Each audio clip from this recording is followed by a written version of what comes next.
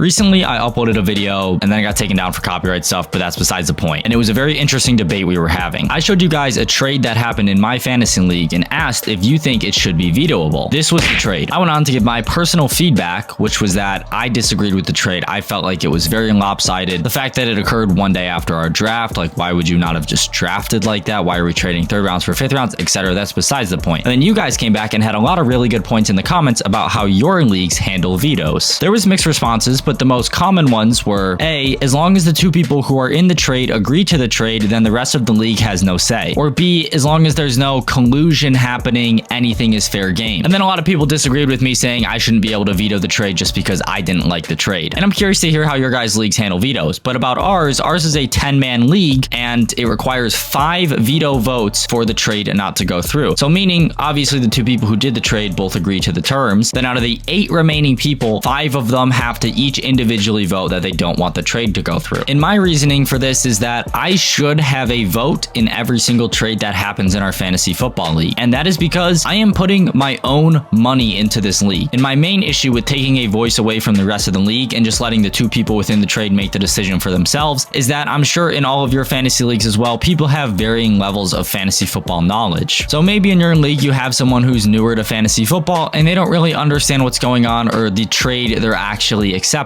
And this could lead to them accepting trades that are very bad. Because another type of comment I was getting was that it didn't matter how bad the trade was or how bad of a fleece it was, as long as both people agreed, then it had to go through. I would disagree with this because I think this leads to certain teams becoming overly stacked after taking advantage of bad players. I have nothing against super teams, but if you're creating one by manipulating a player who knows less about fantasy football into accepting a lopsided trade, even though both people agreed, I still think the rest of the league should have a vote in vetoing that trade because it actually does affect them and affects their chances to have a fair shot at winning the league, which they put their own money into. However, you guys gave me some great feedback. I love hearing your feedback, by the way. I have no issue with any criticism on my points or anything like that at all, but it sparked an interesting discussion, so I want to know how you guys run your leagues. Have a great day. Peace out, everyone.